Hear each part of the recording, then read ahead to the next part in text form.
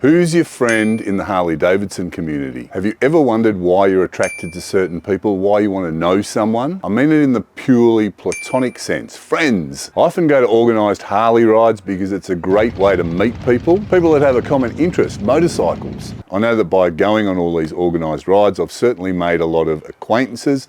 Some of those have turned into friendships. Now, one of the most important things to do when you're away with friends is you order first, and while they're starving, that's Blake's starving face. While they're starving, we get to eat. Hi, my name's Eamon. Welcome to the channel. If you like what I'm doing on these videos, you can check out the website oldnotdead.club. Help me keep these videos going by supporting the channel and grabbing yourself a patch, sticker, cap, beanie, or t-shirt. Show the world you're old, not dead. So today we're going to talk about friends. This is going to give you some interesting things to think about when you're considering friendships, when you're dealing with people, when you are perhaps arguing with people. Today we're going to do the Harley Heaven Dandenong shop ride. The last one of these rides I went on, it was spirited, let's just say, so it was a lot of fun. And that was up Arthur's Seat. This one, I don't know where we're going on this one. We're going to end up at a pub somewhere. I'm going to try and get up near the front, which is usually the fast part of the group rides. So with Paul and Christian, how do we define who a friend is? How do you know who's your friend? Someone that's got your back, yeah, at all times, no matter what. A good friend is someone that, you know, you have fights with, like a brother, but you know, when you need them, they're there for you. How do you know they're going to follow through or back you up, or you know? I think that takes time. A friend is a long-term person that you know. An acquaintance might just, you know, let you go on your way, whatever. Why do we give the term acquaintance a negative connotation? Because some of the people I've met, who I can't really call friends because I don't know them well enough, seem to be, on the surface anyway, from the little I know about them, absolutely fantastic people and a pleasure to be around. If I call them acquaintances, put in the comments whether you think the word acquaintance is a positive or a negative word. Christian, what do you reckon? Honestly, for me personally, it all comes to loyalty and trust with friends, you know. Someone who's, you know, pretty much there when you have your ups and downs, you know, might be angry, sad, and if it's just like that one friend or a few friends, you know, like they always got your back no matter what. As you get older, you meet more people, I reckon. I meet more people because I just talk to anybody. Yeah. You know, but as a true friend, it takes a long time, I reckon. It's just good to socialise with people, you know, just get that feeling that you get to talk to people, you know. And you need riding buddies. Yes, for sure. Right. Don't wanna waste time. I'll never be this young. I'll never be this young again. Don't wanna chase highs when I'm too worn out. When I'm too worn out.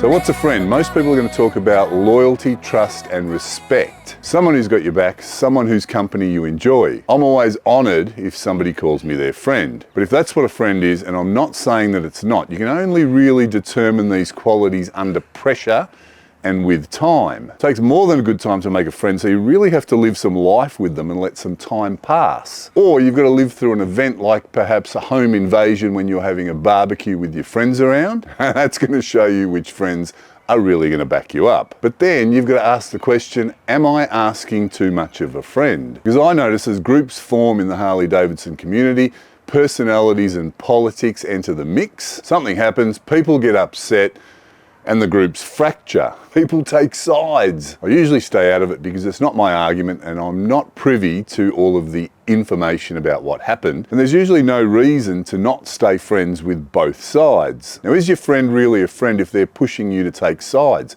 When's that acceptable? Put in the comments, should you take sides if you're a friend? Should your friend ask you to take sides? Friendship is one of the most important things. Why? Community. I think if we're going to do this by ourselves, we're not going to make it. But when we can do this with other people, when we can have camaraderie, when we can have a reason to wake up and a reason to keep going. Okay, now that's a very heavy accent. Canadian? US. US, yeah. Well, it's Seattle, right up next to the border. Okay, so how long have you been in Australia? 15 years. Oh, fantastic. Was it difficult to make friends? Yeah.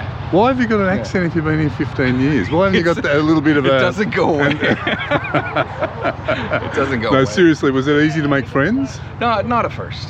Not at first. There's a difference. There's a difference in the way that people communicate. You know, I think I wanted to go deeper. Oftentimes, Australians are really held close. Wow. Okay. But motorcycles can make a huge difference. For me, the community that comes from not just Harleys, but from motorcycles and from going on rides with other people makes all the difference. Okay. Yeah. Do you have a lot of friends? No, I wouldn't say a lot, but they're good. They're good, yeah? Yeah. Well, we better go. We're going. Don't wanna waste time. I'll never be this young. I'll never be this young again. Don't wanna chase highs when I'm too worn out. When I'm too worn out. So I'm never coming down. Never coming down. Never coming down. I had to sneak up the front there to get a good spot. Let's see how this goes.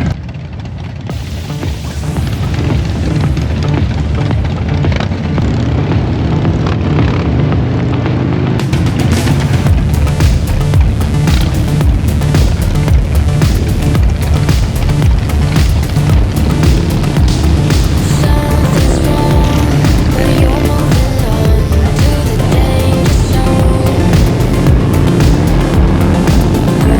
Spines and flicker lights, it's so chemical, and you can't get out for the rest of your life. You could be stuck inside these walls. Apologize and get on with the lies. You have known it all before. Then you leave again, disappear into the night,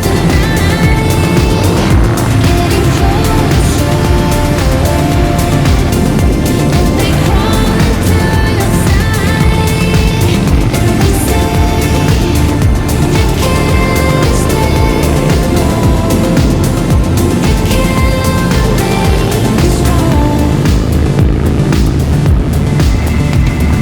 Darker clouds cover the sky. Keep your head down low. Turn around, walk to the sound of the radio. I keep getting high to hide the words you said and all the love we shared. I keep getting stronger to make everything past when you're not there. You're not there. Say your prayer. Then you leave again, disappear into the night, getting closer, and they crawl into your side, and they say you can't stay alone.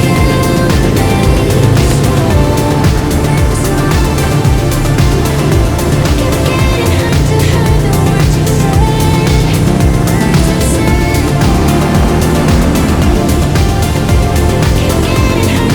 the words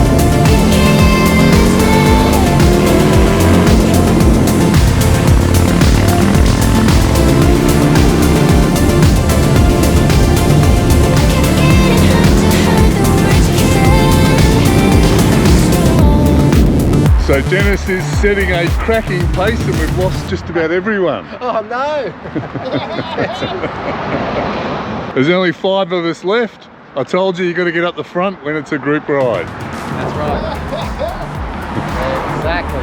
Next group ride there's going to be 300 people vying for the position behind the leader. Something's wrong, but you're moving on to the danger zone.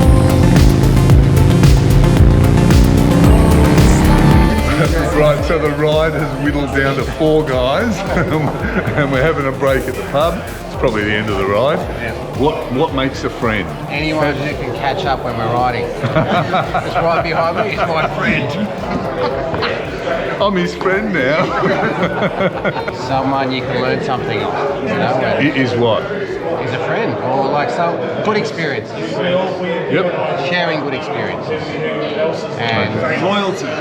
Loyalty. Yeah, for me, for sure. Loyalty is massive. Going through a recent divorce and friends choose a side, the wife or the husband. And I've got the short end of the stick, so for me, friendship is everything. It's your loyalty, it's your someone you can rely on, someone you can trust. Even if you effed up, it doesn't matter what you've done, they're still there for you. So for me, friendships. So are you saying your divorce tested some friendships? Oh, tested and failed, yeah. Friends you're happy to hang out with and you enjoy spending time with them. Acquaintances you might be forced to hang out with a little bit. I don't know.